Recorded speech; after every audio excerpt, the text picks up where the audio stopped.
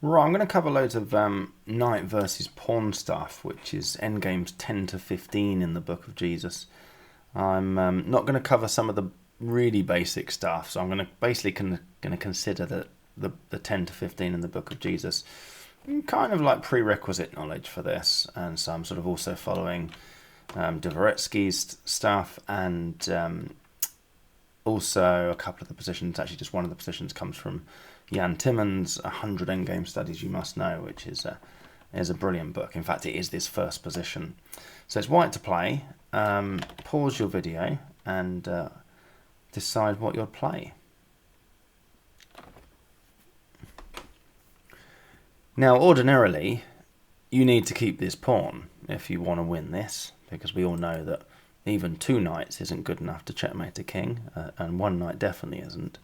So your first thought is, well, let's try and keep the a pawn, and you think king c2, king a2. Well, that doesn't keep the a pawn, so that's a waste of time. We could stop the black king approaching, but that's stalemate, so that's no good either. And it doesn't take long to sort of stumble across knight c7, which defends the a pawn. Black can't push that pawn, so they'd have to come back with the king. Knight takes b5, king b3, sorted, right? Well, not sorted, unfortunately, because after white's next move, black forks the knight and pawn. It's a rook's pawn, and sort of black's behind it, so, even if white went king b1 and then defended their pawn, that's just a draw. So, I mean, if you're playing this in a game, you'd probably go through those possibilities and think, well, this is just a draw. But the fact that it's appeared in Jan Timman's 100 Endgame Studies You Must Know makes us realise that there must be a solution, otherwise why is it in this book? A bit of lateral thinking. And then you look around, well, is it the a4 move that you thought you couldn't play? Because obviously if you give up your last remaining pawn, you can't checkmate. And then you think, oh yeah, but you can actually, can't you? This is one of those positions where the king gets trapped in the corner by its own pawn. It's one of those, and it is one of those. So black has to take that, basically. I mean, if b4, knight c5, this knight can be earmarked for taking the b pawn, and this promotes, and that's sort of independently happening. There's no chance of any stalemates there. You're fine. So that's a complete win. And obviously, if black just leaves it there, you'll take it next go. So black has to take that to stand any realistic chance whatsoever of getting a draw here.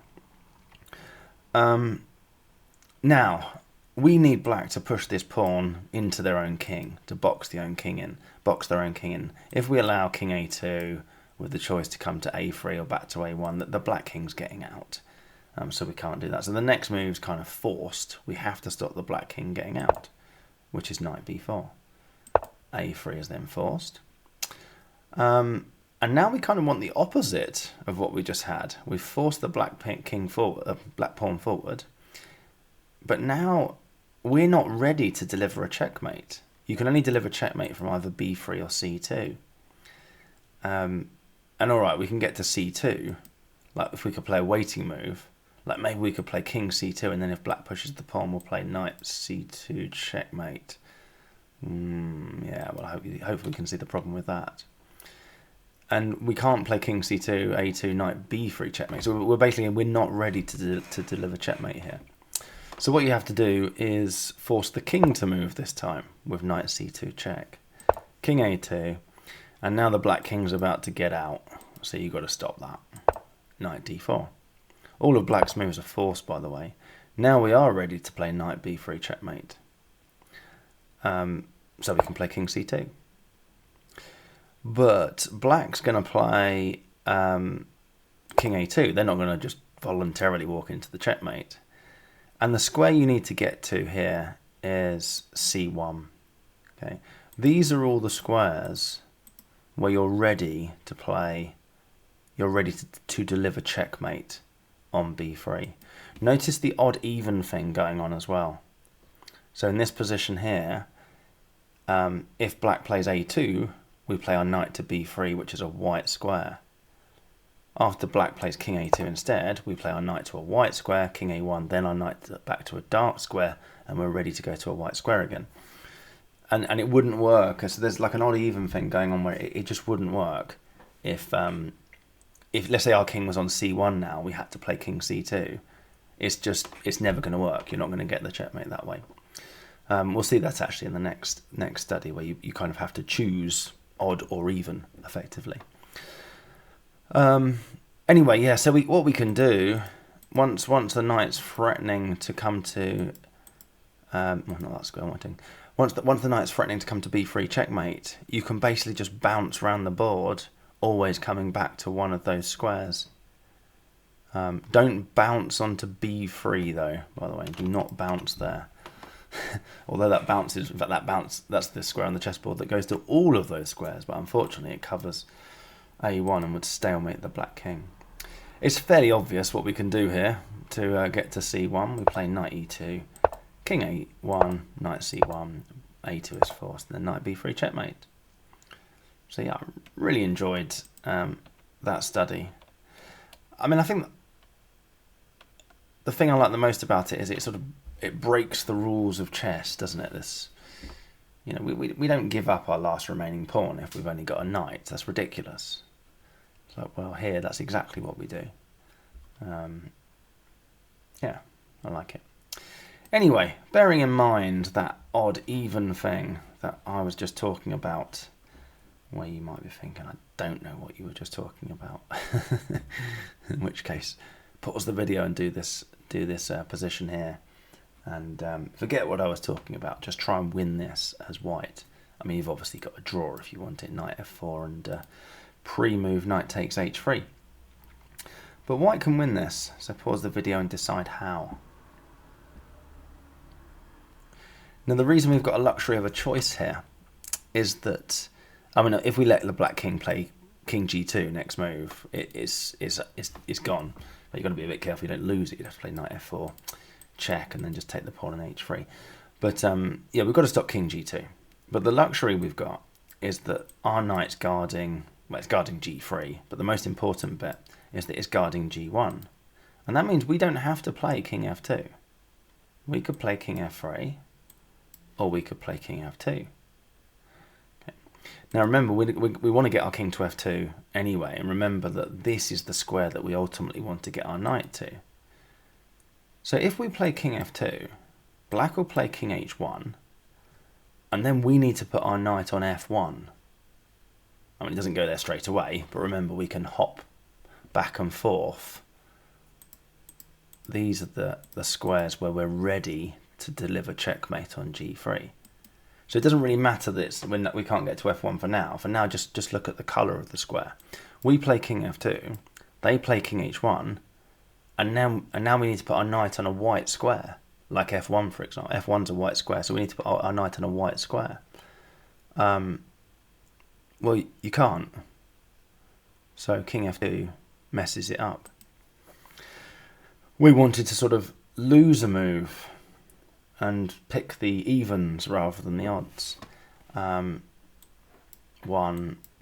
does it, doesn't it? We get to f2 in 2 moves, and then it's cracked. We know that king f3 is the right move. King h1's forced, king f2. We're ready to deliver checkmate on g3, so black has to play king h2.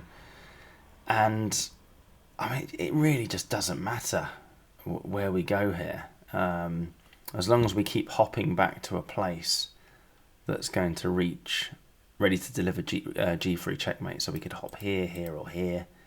Ultimately, we're trying to get to f1. We can't get there quickly. Don't play knight g3. Stalemate the black king. But if any of those 3 squares, and we're still going to win, I think the h5 square is an unnecessary hopping around. But you can see that both, they're all ready to deliver checkmate on g3. But if we're on the e4 square, for example, then we can get to f1. If we're on the f5 square, we can get to f1. We can't get to f1 from the h5 square, because don't go to g3, remember. It's banned. But he can't go there. So we could go... We just need to get to e4 or f5, basically. So that one does it. That's a route to f1. That's a route to f1. Or just a silly one, you know, h5. We're ready to deliver checkmate on g3, but black's just going to keep moving their king back and forth until we get to f1. So we'd have to come to f5, or maybe we'd go to, I mean, this is just being silly now, but maybe we'd go to e4 and then go to f1. Should we try that one? Let's do that one. King h1's forced, knight h5, king h2 is not forced, but it avoids checkmate in 1. Knight f6, king h1, knight e4. All of black's moves are forced unless they wanted to have checkmate delivered on g3. And then finally we come in for the kill here. So yeah, well done if you got that. Right, this one's tough. This is a study from 1943. I don't think I even got close to I don't even think I got close to understanding what was going on, to be honest. Like what, but, you know, have a go at it. Pause the video and see if you can work out how this position's got anything to do with what we've just been talking about for a start. You know, even with lateral thinking, it was pretty hard. So just to show you, I mean, you might have paused the video and had a go at it, but it's kind of just nice and instructive just to go through it. If white plays h7, you might have got this, to be honest. You've just fallen for a checkmate in 4. Black plays rook g5. You only have one legal move here, which is h6. Knight c6. White's only got one legal move. Knight e5. White now has 4 legal moves, but they're all the same move. And then knight f7 checkmate.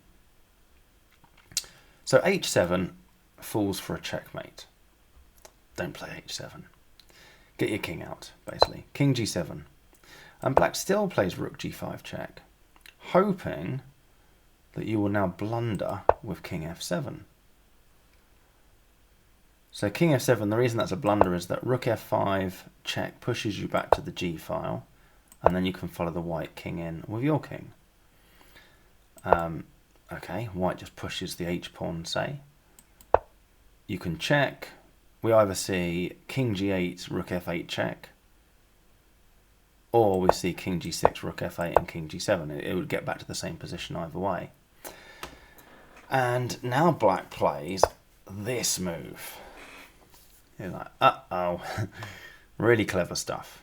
In fact, I've seen a rook versus pawn, a rook ending where that was the only way to win it, with this sneaky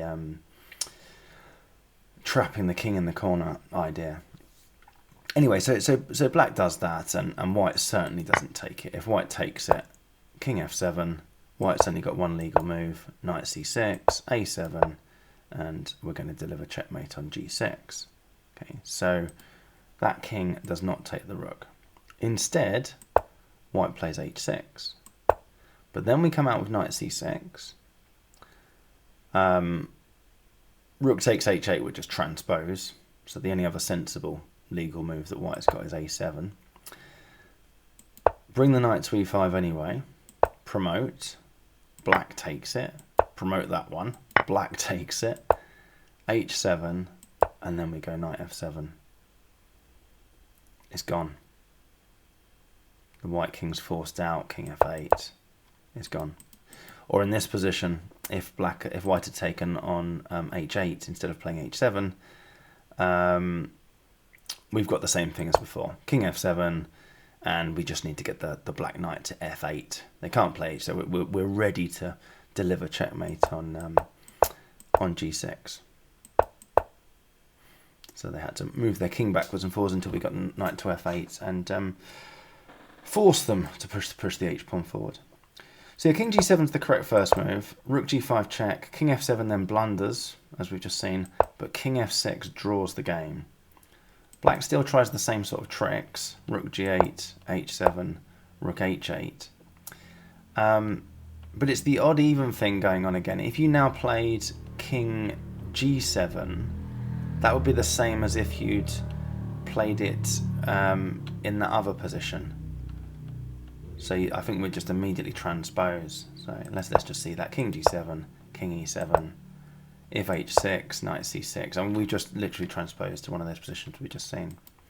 So the reason this king f6 draws is that we don't follow the... we don't go for the rook straight away. We play h6. And if we saw knight c6, so black tries the same sort of stuff. We haven't gone in straight away. a7. Knight e7. I mean, if black takes the pawn, then we can go king g7, and that's just going to be a draw. So black tries still to win it with knight e7. Then we can come in with the king. King e6, promote, and then h7. That's a fantastic final position, by the way. Black has a rook and a knight and can't stop white from drawing. It's just a draw. I mean, there's nothing they can do. If they move the rook, we queen. And if they played, what's the other thing they could do here? Knight g6. So yeah, the other thing they can do here is knight g6. And we just take the knight. And black can't get their king back in time. The only other thing to be careful of is back in this position, again, we still can't take the rook. Now, black's got a choice here, by the way. Because the knight's covering g8, black's got a choice. So you might want to pause the video and see which choice you'd go for. Let's work it out. I've given you a chance to pause. So if we play our king to f7, which is ultimately where it's going, the white king will go to h7. Then we're going to move our knight to a white square. And then the white king is going to go back to h8. And then we're going to move our knight to a dark square, like f8, for example.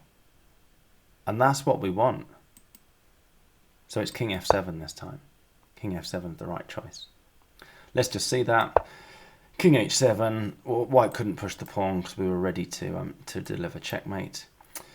These are all the squares where we're ready to deliver checkmate on g3, on g6, sorry, never jumping via g6 because we'll stalemate the white king. So we just sort of hop about a bit, ultimately ending up on f8. So that's one possible route. That's another possible route. Should we just do something like that?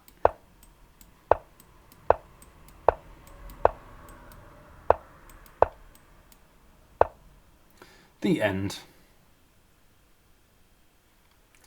I mean, well done if you got even close to that. I don't think I even managed to relate how this position had anything to do with the knight versus pawn that I was in the middle of reading about. Anyway, the next two positions, I did relate them, although they're probably a bit easier. So this one's black to play. Pause the video if you like, have a go at working out what black should do here. Incredibly well done if you found knight e3. That's the correct drawing move. But I suppose the most interesting thing, the most instructive thing here, is the move you don't want to play is that. You do not want to play that move. You think, well, why not? The whole point is that I can now just go and win the a-pawn. White's only got a knight. White can't stop me winning the pawn on a2, and that's just true. But white's going to go to d7 with their knight and check. And we've got the opposition here, so it's black to move after delivering that check. And notice that from d7, we're ready to we're on to c5. These are the squares. We can already hopefully see it coming. So from d7, the white knight stands ready to go to c5, and then it's going to deliver checkmate on b3, or it might deliver checkmate on b3. So black just goes in, white just follows the black king in.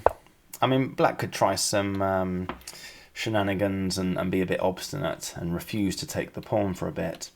There's actually quite an interesting line on that one, actually, which I'll show you in a sec. But yeah, now we just do the hopping. Knight c5, ready to deliver checkmate, so the king comes back, and it's a fairly quick route to c1. Checkmate. Let's go back and to this position, and let's say black tries to be obstinate here with king b1. Because I've talked about the odd-even thing. And this is one that sort of surprised me when I was going through it. It's like, how's that worked? Because the odd-even thing. So we play our knight to c5, and if black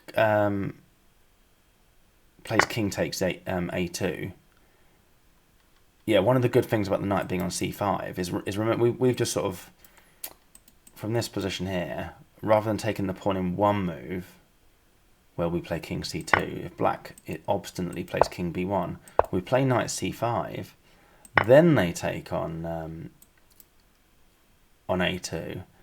So now king c2 would be a mistake because of the odd-even thing.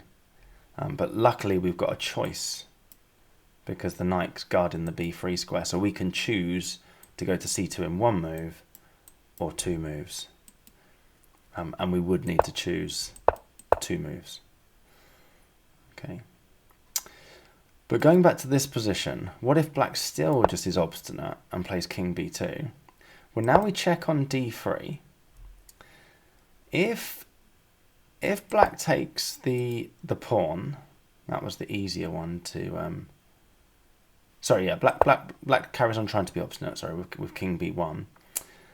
Then we can play king c3.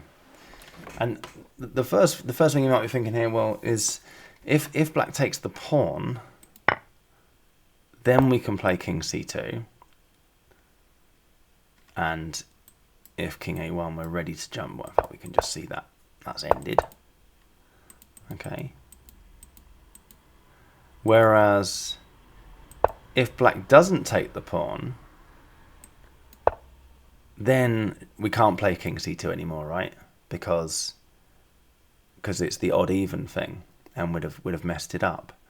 I mean, as it is, using that logic, you then just play king b3, and it's an easy win. But what surprised me is like, no, you can still play king c2. Like, what? How does that work? Because now after king takes a2, we've got the odds rather than the evens. But you've got this other way of doing it from this particular position. Knight b4 check, king c1, king a1, king c1. Isn't that cool? So yeah, I quite like that one. So that was from a 2001 game. Basically, don't take the f-pawn straight away. You have to play knight e3, and if white tries king g6, then you come to g4. It's a really good square, that g4, because you're threatening to take this, and you can take that. Like if white just tries to guide their pawn to victory, now their king's too far away from the checkmate plan of trapping your king in. And if instead they played something like knight g5 check, then you can still go for it with your king. If they push the pawn, obviously knight e5 check and then take it on f7. But if they play king f5, then you can still take the pawn. And again, it's not really about their king being too far away, or there probably is a bit. It's more that their knight can't get very easily to the squares they need to get to. Or the two of them together. You can trap the king in, but there's just no way to get your knight to threaten to. You basically, after your next move, what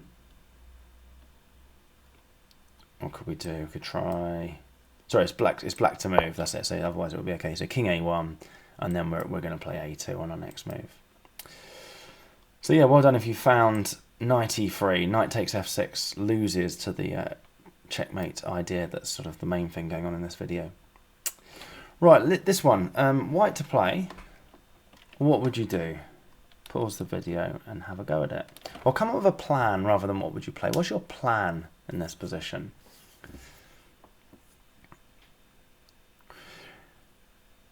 So if your plan was to push the e-pawn, and when black plays king e8, which is forced obviously, you're going to go and grab the h-pawn and run. If your plan was that, well done.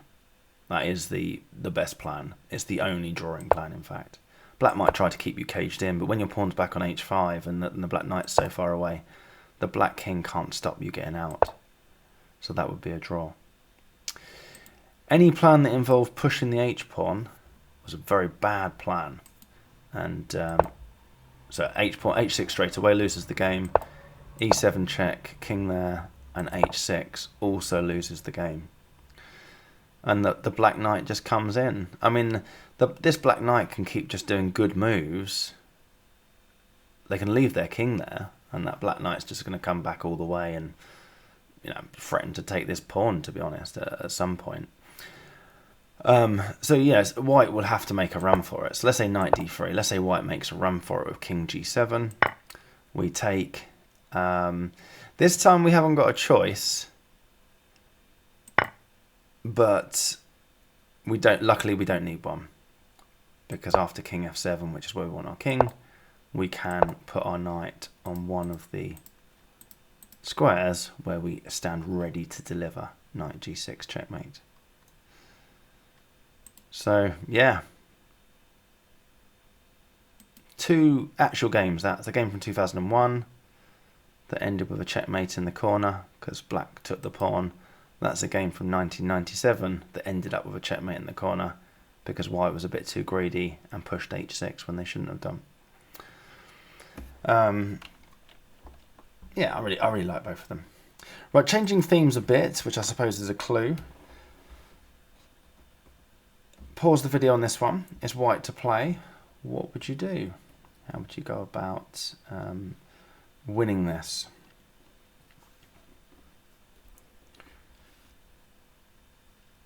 I mean, it just looks ridiculous that white can win this.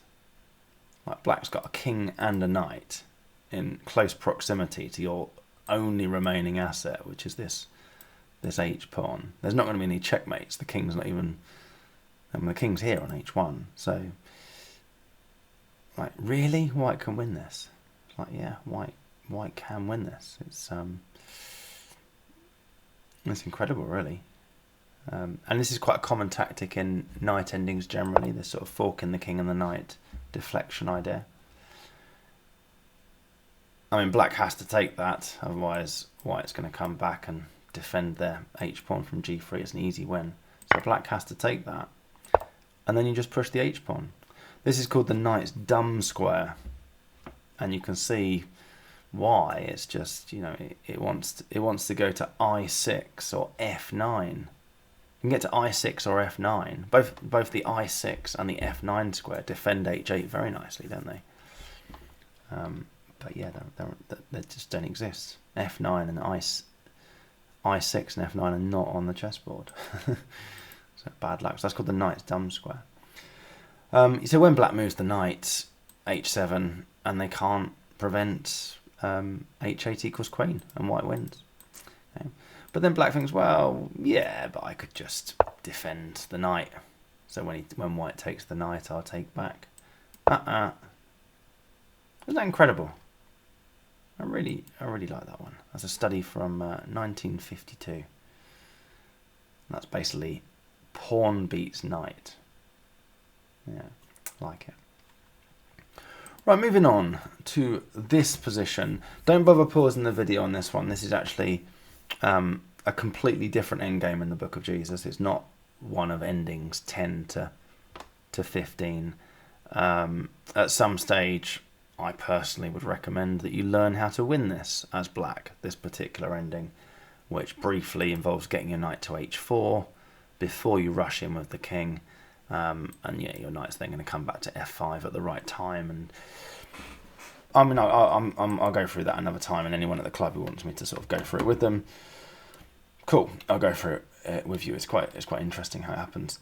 But I mean, if you were playing this over the board as white and your opponent wasn't aware of that, they would surely just play a sensible move like king g1.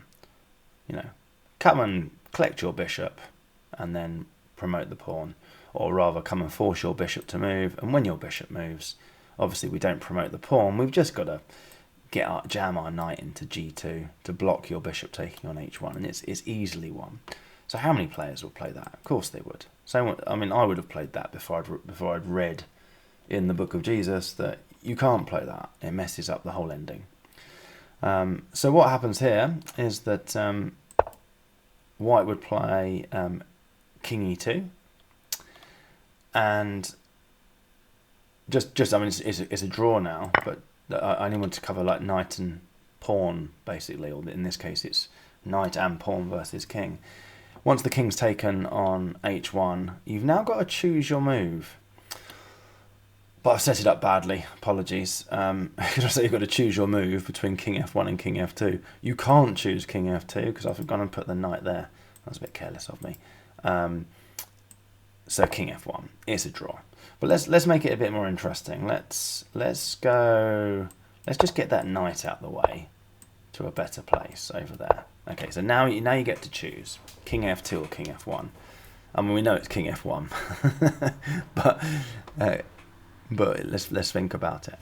So once we've moved our king, if the black knight can check us, it means that it couldn't cover the other square. We're happy to be checked onto the other square. So we want the knight to check us. So we have to go to a white square. If we go to a white square, on their next move, black might be able to check us. I don't even care where the knight is on the board. I just look at it. It's on a white square. So I'm going to put my king on a white square. So black can put me in check if he wants to. It's a draw. You know, I mean, let's just see that the black knight might come in, and there you go. They can put me in check, and I just go to the other square. But because they go white, black, and we're going white, black, all they can ever do is put me in check. They can't cover the other square. If back in this position you'd played this, you just thrown it away. Because, I mean, what would black do here? I'd get my knight to e3, I think. I'm just going to put my knight on e3. And again, black doesn't even need to think or care about timing, because they know they're going to put their knight on e3 when your king's on f2. So how do I get my knight to e3? That will do it. So you can just pre-move it. I say you could pre-move it. White might, if you pre-moved it, white might sneakily triangulate. But there you go. It's over. Get your knight to e3. White can't go to f1. So on the next move, your king's out and your pawn's promoting. But yeah, that position's well worth being aware of. That that's a draw. With white to move here, it is a draw. Just make sure you put your king on the same colour as the knight, and there's nothing they can do. Right, this is a study from 1952. It covers effectively another couple of important drawn positions in the whole sort of knight versus pawn, or in this case, a knight and a pawn versus nothing. What is one of them? Pretty important positions that are well worth knowing. And they come at the end of this study, which is just sort of interesting. So yeah, pause the video and have a go at it if you like. But the first thing is that if we attack this c5 pawn, we're going to attack the c5 pawn and come down towards the h pawn as well.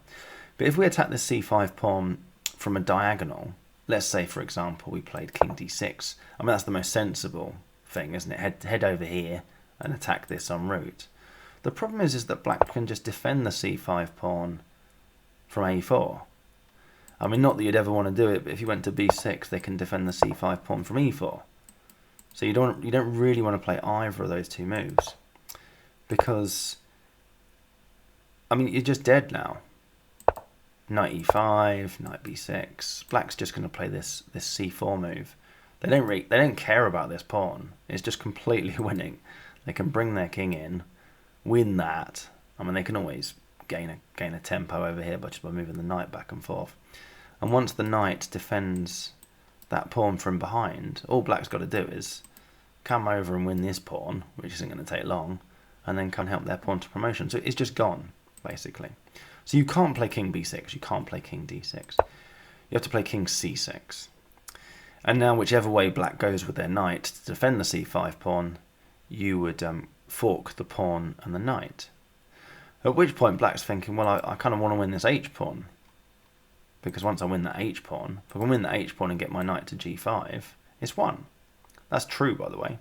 If black can win that h-pawn and get the knight to g5, it is won. They're just defending their pawn from behind, and the king's got ages. He's got 50 moves, in fact, to come and get the h-pawn to get to h2. So they might as well go this way, because that's towards the h-pawn.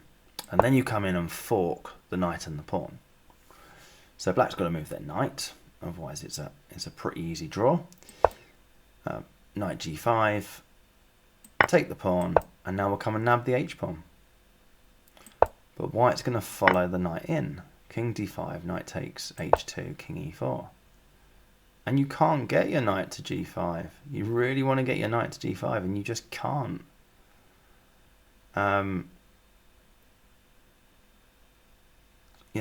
could you try here? You could maybe go knight f1. White will play king f3. If h2, you go king g2. And there's the back and forth idea that's going to end in a draw by stalemate, basically. Black can't get you out of that corner. We'll see why in a sec. Or knight g4, we do the same thing, push the h-pawn, and again black just can't get you out of that corner. Whether the knight was on g4 or f1, the knight can't move unless the pawn's defended. But if our king's on g2, black can't defend that pawn with their king, and if our king's on h1,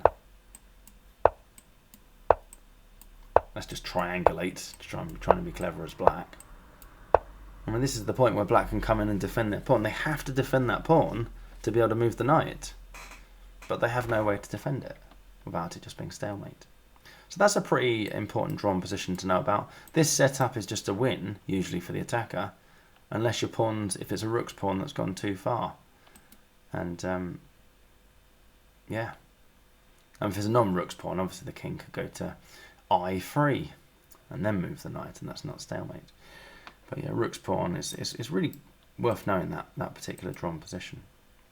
The other thing that black could try is after king c6 is rather than defend the c pawn, they could just give the c pawn a miss and just try and get their king active.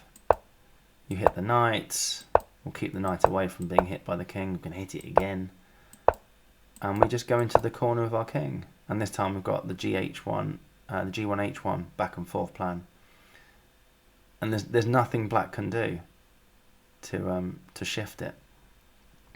You know, if the knight ended up on g3 to stop you getting into h1, you just take it. If it ended up on f2, stopping you getting to h1, you then just go back and forth on these two squares, and the black king can't get in because its own knight's in the way. You could even have a black knight here, a black king here, and the white king's on g1. That's stalemate. So that's a pretty good drawn position to know, that h2 and h3 pawns facing each other off, and a knight for the attacker. It's just a draw. Yeah. Right, last one. This is a study from 1934. And uses the theme of at least one of those three drawn positions that we just looked at. So there was the one where you trap the attacker's king in the corner and put your king on f1 or f2 where it can be checked. There was the one where we had a knight on g4 defending a pawn on h2, but there was no way to get the king in, and the one where, pretty similar, but we still had our h2 pawn, the h2 and h3 face off. Anyway, well worth knowing those three different drawn positions, and see what you can do here as white.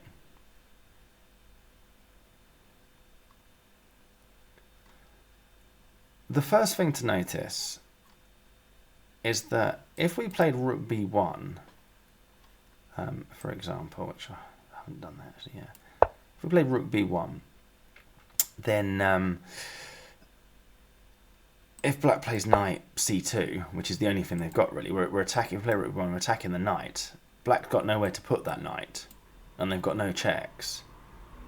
So they have to defend that knight. We can see it's just completely drawn.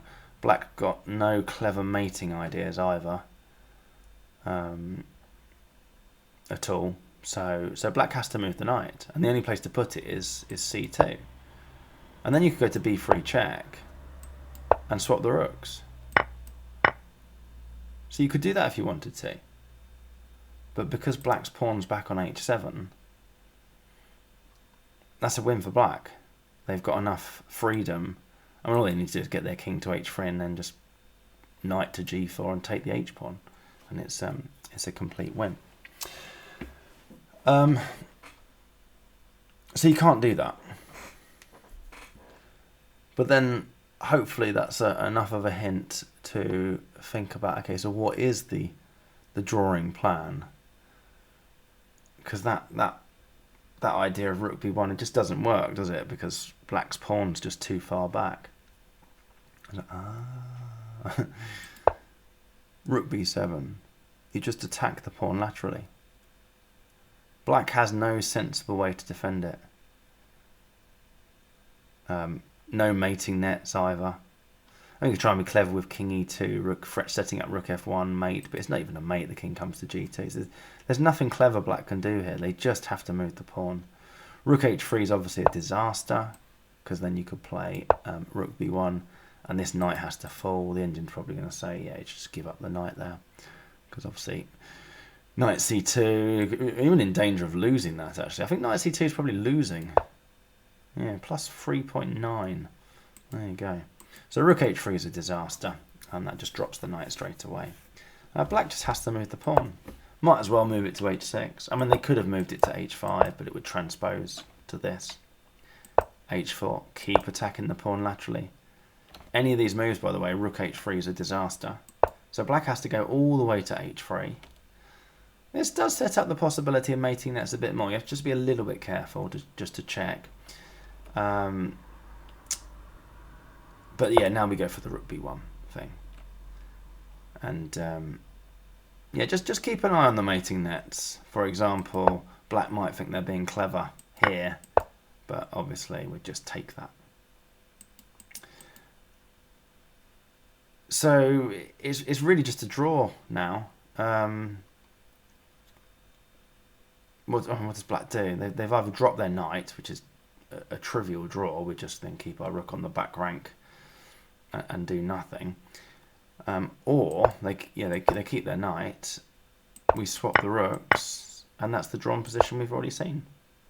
We just go back and forth all day on g1 and h1. Yeah, so I hope everyone liked those positions. That was various things covered, different drawn positions, the deflection thing, pawn beats knight, and and the checkmate in the corner. So there's lots of sort of anomalies of these knight versus pawn, and knight and a pawn versus a king. These, I guess, all of those were sort of surprising results. Well, they surprised me first time I saw them. Hope everyone finds that useful.